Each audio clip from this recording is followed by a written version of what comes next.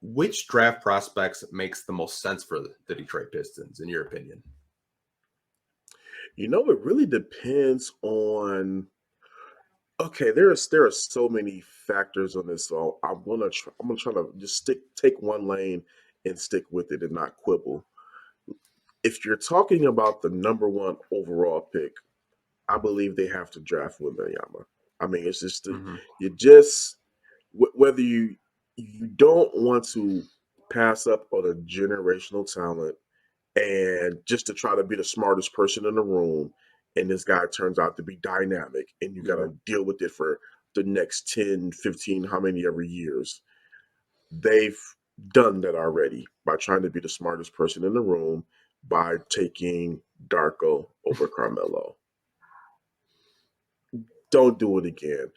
Only way I would say if they had the number one pick, they don't get Wimby is if they were able to get some type of the Hall of Halls. And I Hmm. don't even know what that and I don't even know what that would look like. But if they were to get the number one pick, I believe that's what it would take for them to not get him. Let's say if they got number two, I mean, me and you were talking about it. I think B Miller is just the obvious choice right now. When you're looking at this Pistons team, you're going to have Durant or Wiseman at center. If they got number two, you'd still have Bogey. You would still have Cade. You would still have Ivy. I'm kind of curious about where they're going to go with that fourth spot, but I'm gonna save that for another day. But just to be Miller, best small forward in the draft. I'm gonna start with the cons. Shot selection, it's good, not great. Could could be a tad bit better, just a tad bit. Defense it can be some improvements on the 1-on-1. For me, those are the cons. Everything else is there. He can mid range, finishes nasty at the rim. He has a clip from outside. He's a good help side defender. This is who the Pistons would need when it's time to part ways from Bogdanovich. This man, Bogdanovich, is going to be 34 this month. There's going to come a time where you're going to have to part ways from him. And then, boom, you already have your wing that you need right there. So you could probably feature a starting five if they were to keep Bagley. You could feature a starting five of Durant, Bagley, Miller, Ivy, and Cade. That I'm not going to say is the championship, roster, but that is a definite playoff roster in the making. Yeah, I know. Me and Lance have kind of debated over Scoot Henderson and Brandon Miller, and obviously, like you said, pros and cons. Um, if we're just going like fit, I think fit he makes the most sense. I know he had a groin injury during March Madness, and I think some people maybe they didn't know that because he had a really bad shooting performance during March Madness. Yeah, And you could kind of tell he wasn't the same player. yeah, But I think if you're talking best available, there's definitely a conversation with Scoot Henderson. And I know, like I said, me and you were talking, and you're not that impressed with Scoot Henderson. I can kind of understand why. He's in a similar, I would say, category as Jaden Ivey, but he's way more explosive. yeah. Where he's not the best 3-point shooter, but it has developed. It has gone up, I think, 10% since last year. Um, I like Scoot as a prospect. I do, but I just have a really hard time drafting 3-point guards.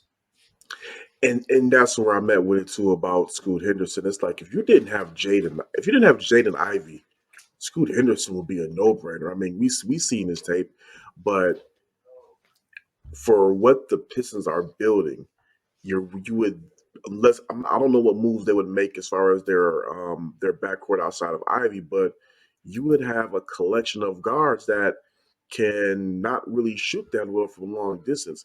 So right now the Pistons need to be solving a problem, not adding to it. Yeah. And I don't think that drafting Scoot Henderson would solve a problem. And again, my reservations about him are not to say that he's not a top three, top five pick. Oh yes, he's a top three, top five pick.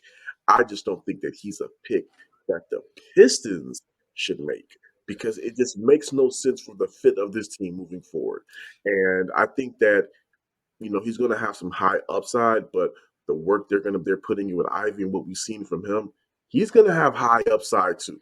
Yeah, I mean, I've kind of argued that I think Jaden Ivey is on par with Scoot Henderson in terms of just the players they are, and I think when it's all said and done, their stats, if you kind of just match them up, they're going to be very similar. Yeah, I think that's a good Ivy to point. me, him for developing his shot this year. I mean, I think he was shooting like close to 35% from like I think the month of January to like mid-February. I mean, that was something that fans said he's not a 3-point shooter, and he was shooting better than Benedict Mathurin. But getting back to Scoot, the only way I could see it working is if you move him at point guard, Ivy at shooting guard, and Cade at small forward. That's the only way it works on paper. But to your point, they're not going to want to develop another lead guard like that because they just invested a whole season with Ivy. The Killian Hayes thing, I think I've kind of been out on it. And I think this is the most he's developed in probably his 3 years. I'm just kind of to the point where I'm like, you should have been making these, strides year one. Like Yeah, it's taking you yeah. 3 years to be at, an above average NBA player, right? But that's just where I'm at with like the whole point guard thing. I think to your point, I would look at Brandon Miller. I would look at Cam Whitmore. I would look at Jerace Walker. I mean, those are the guys that I'm just looking at. I'm good on the Thompson twins because I think they're just, again, you got to develop them because they're really raw offensively. I mean, a Sore Thompson's a little bit better than a Mean, but I mean, just by a hair. But that's just like my take on it. Right now, what the Pistons need is a guy that can come in and get them a bucket. That's what they need. I mean, we know Jaden Ivey can score. We know Cade Cunningham has the ability to score. We know Bogey has the ability to score. He's not going to be here long term. I think we can disagree on that. At some point he could be here long term, but at some point he's 34. They're going to have to look towards the future. Miller can get them a bucket. Whitmore can get them a bucket. That is what they need. They need somebody who can come in and be a day one, who can be a day one starter if they need him to be, or sit back, a couple of weeks, months, a year, and then he become a day one starter or day two starter. Yeah, I think Miller to me makes the most sense. Just like you said, he could fit next to Cade. He could play on that wing. Because I see so much Paul George in his game. It's so similar.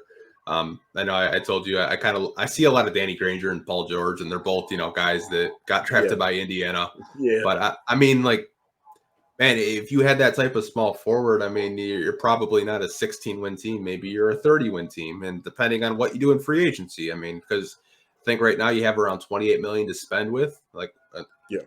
depends on like what you do with these rookie extensions or who you attack in free agency. But I think for me, he makes the most sense. He just makes too much sense, and that's where I'm kind of scared because like we all knew Donovan Mitchell was the guy. But what did they do? They draft Luke Kennard.